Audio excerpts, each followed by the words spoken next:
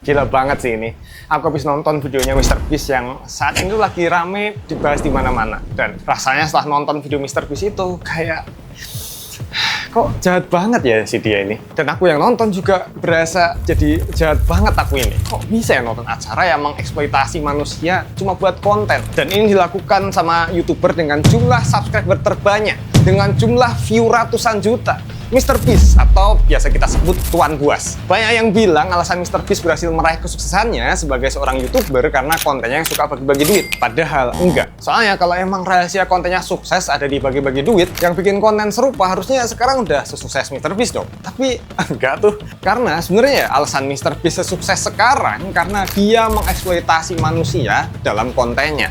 Dan kalau kamu sama kayak aku yang suka nonton konten MrBeast, bahkan sampai nungguin dan kepingin muncul di videonya, kita sebenarnya udah jadi korban eksploitasi MrBeast. Jadi di video kali ini aku bakal nunjukin ke kamu bagaimana MrBeast mengeksploitasi manusia untuk kontennya dan dampaknya terhadap sifat manusiawi kita.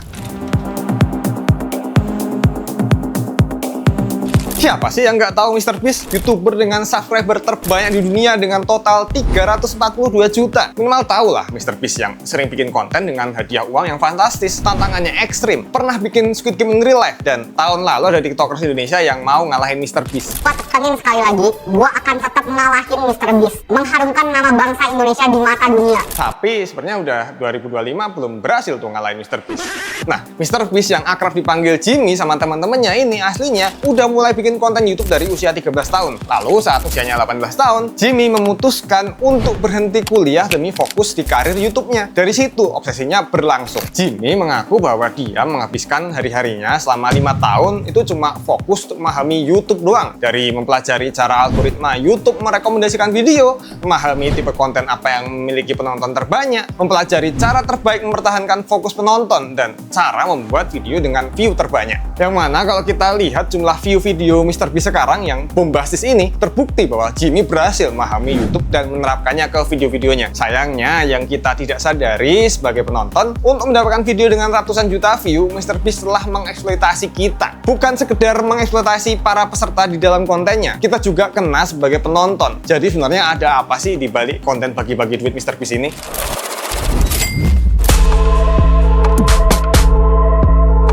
Jimmy ini punya citra yang cukup positif di internet. Nggak cuman bikin konten lomba ekstrim dengan hadiah bombastis, Jimmy juga melakukan donasi untuk hal yang baik lewat channelnya MrBeast Philanthropist, di mana dia nggak cuma ngasih duit, tapi bangun rumah, bangun pembangkit listrik, bangun desa, bagi-bagi operasi gratis, dan banyak banget. Dia juga mendanai proyek Tim Trees dan Tim Sis untuk penghijauan hutan dan pembersihan pantai. Oke banget tuh. Tapi di balik citra positif Jimmy ini ada sisi lain yang justru tuh sering terlewat. Soalnya nggak mungkin dong cuma dengan konten challenge bagi-bagi duit atau nyebar kebaikan, video MrBeast bisa tembus ratusan juta view. Soalnya banyak kreator lain yang bikin konten serupa, tapi nggak ada yang punya jumlah view sebanyak itu. Lalu, apa rahasianya? Jawabannya, MrBeast tahu gimana caranya bikin kita nonton videonya sampai habis. Setiap video MrBeast punya pola tertentu yang bikin penonton betah nonton sampai akhir.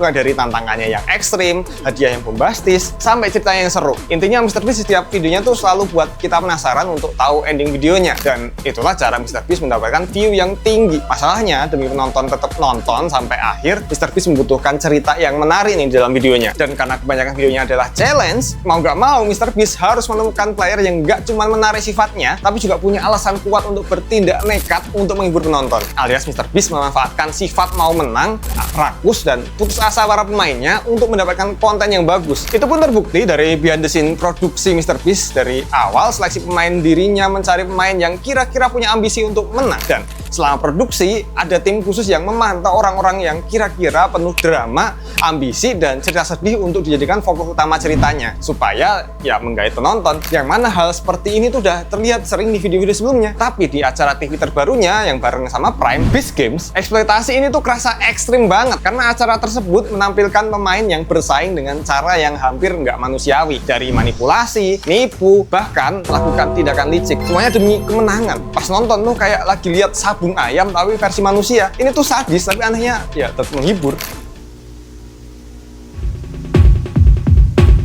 Sadisnya Beast Games itu adalah game show kerjasama antara tim MrBeast sama Amazon Prime Video yang totalnya itu ada 10 episode, yang mana menghabiskan dana produksi sampai 100 juta dolar atau sekitar 1, triliun rupiah. Dan dalam produksinya aja Beast Games memecahkan berbagai macam rekor dunia loh, karena emang skalanya gede banget. Total pesertanya sendiri aja ada 1000 orang, dan ada banyak banget hal yang luar biasa yang emang cuma MrBeast doang yang bisa bikin. Beast Games sendiri baru mulai tayang akhir tahun kemarin dan masih berlangsung nih sampai video ini dibuat. Sebenarnya Beast Games ini dari awal produksi di pertengahan tahun 2024 kemarin udah penuh dengan kontroversi dan drama. Dari ada yang bilang kalau lingkungan kerjanya nggak layak, banyak pemain yang cedera karena challenge-nya, kecurangan dari pihak MrBeast, dan masih banyak lagi. Tapi yang aneh nih, nggak ada satupun yang bahas gimana Beast Games ini memanfaatkan manusia di dalamnya. Jadi gini nih, hadiah utama Beast Games itu 5 juta dolar atau sekitar 81 miliar rupiah. Gila nggak tuh? Dengan hadiah sebombastis itu, wajar kalau semua orang berlomba-lomba buat menang, termasuk dengan menggunakan segala cara,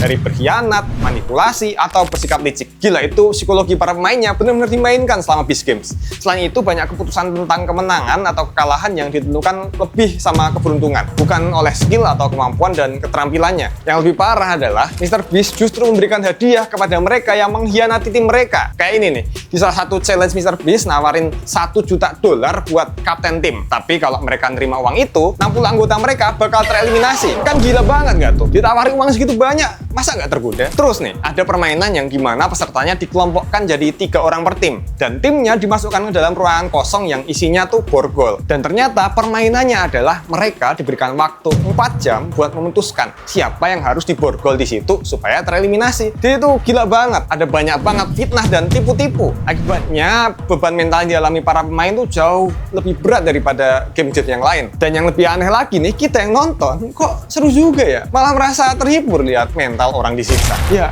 karena sebenarnya MrBeast nggak hanya memanfaatkan emosi pemain yang berusaha menang demi menciptakan konten yang menarik. Dia juga memanfaatkan rasa penasaran kita sebagai penonton yang ingin mengetahui akhir dari setiap drama dan pengkhianatan di dalam Beast Games. Itulah yang membuat kita bertahan nonton satu episode sampai selesai dan akhirnya nungguin episode berikutnya. Walau kita tahu kalau mental orang yang dimainkan di situ.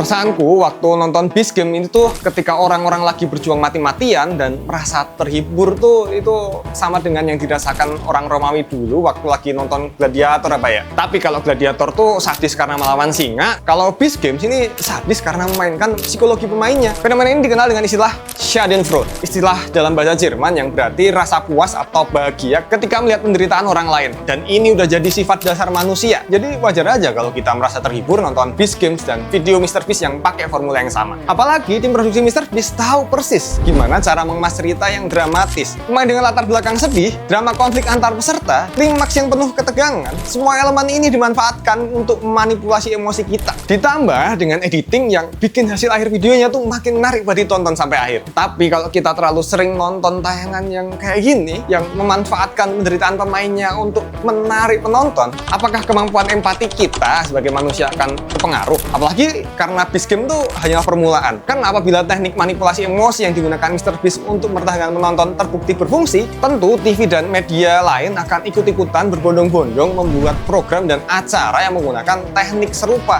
Soalnya sampai saat ini, sejauh ini ya, aku tuh belum pernah lihat di acara TV manapun yang memainkan mental peserta dan penontonnya kayak acara MrBeast.